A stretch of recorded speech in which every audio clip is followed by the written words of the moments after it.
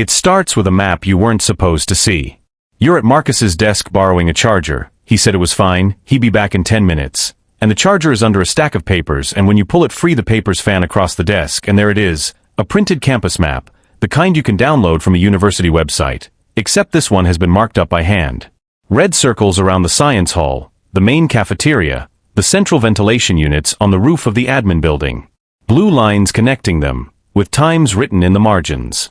8:45, 9:10, 9:30. Today's date is written at the top, underlined twice. You stack the papers back the way you found them. You plug in your phone. You sit on your own bed and you stare at the wall and you think, it's a project. Urban planning. Something for his engineering coursework. But Marcus isn't studying engineering. You've been filing things away for 3 weeks without realizing it. The way Marcus eats dinner at exactly 6:15 every night and is back in the room by 7 o'clock, like he's running a rehearsal. The long walks he takes alone that always follow the same route through campus, always ending at the same 3 buildings. The notebook he keeps inside his pillowcase. The fact that he asked you twice, casually, what time your Thursday morning lecture started. Thursday is today. You pull up the university event calendar on your phone. Thursday, 9 a.m., all campus convocation. Mandatory attendance. Every student, every faculty member, every administrator, all of them funneled into the main hall and the quad outside it. The largest gathering of the semester. The ventilation intake for the main hall sits on the roof of the admin building. One of Marcus's red circles. You could be wrong. You are probably wrong. But it is 8:31 a.m. and the convocation starts in 29 minutes. Marcus left the room at 8:15. He said he was going to the library. He took the backpack, the large one, the one he normally leaves behind on days he has no classes. He was wearing the dark jacket with the chest strap, the one rated for cold weather even though it's a warm morning. You know what the map said. You know what the times said. You know what today is. You stand up. Sit down. Stand up again. The thing nobody tells you about moments like this is how ordinary your brain tries to make them. How hard it works to hand you an exit. You misread the map. You're being dramatic. You don't want to be the person who called the police on their roommate over nothing. You don't want to ruin someone's life over a misunderstanding. You think about 300 people sitting in the main hall at 9 a.m. You pick up your phone. Campus security picks up on the second ring. You talk fast. You know how it sounds: roommate, map, red circles, ventilation units, today's date. You know it sounds like a conspiracy theory assembled by someone who hasn't slept. The officer on the line goes quiet in a way that is hard to read. Then she says, "Stay where you are, don't approach him, we're sending someone now." You stay where you are for about 45 seconds. Then you go to the notebook inside his pillowcase.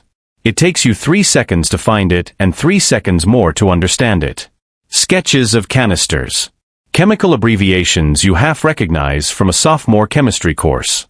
A list of access codes, the roof maintenance hatch, the science hall storage corridor, written in Marcus's neat, architectural handwriting.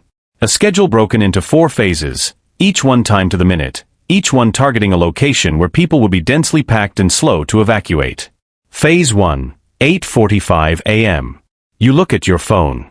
It is 8:43. You run. Not because you're brave.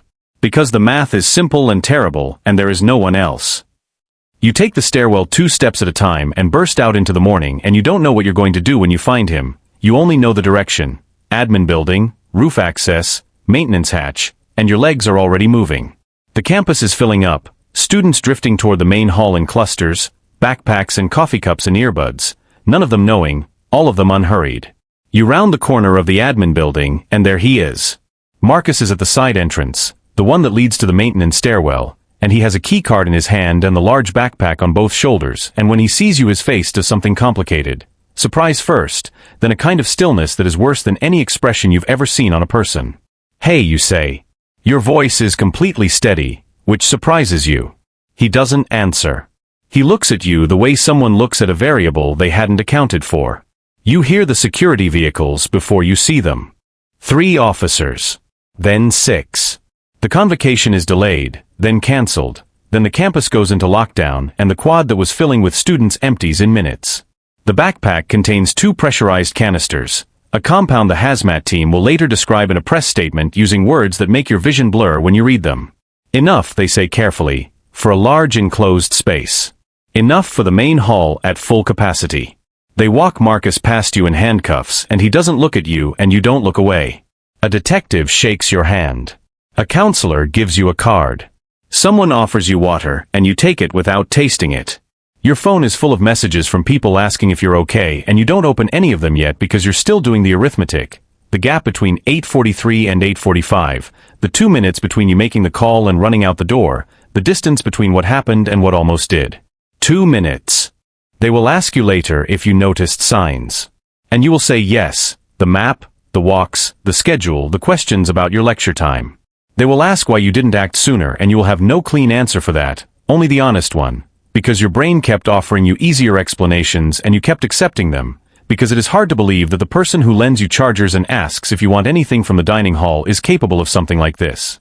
People are not always what you've decided they are. That is the thing you carry with you afterward, not the heroism, not the headline, not the counselor's careful words about processing and recovery. Just that. The quiet, permanent knowledge that the world occasionally asks you to act on something you cannot yet prove, in a window so small it barely exists. And that the cost of hesitating is not always yours to bear. You didn't hesitate. This time.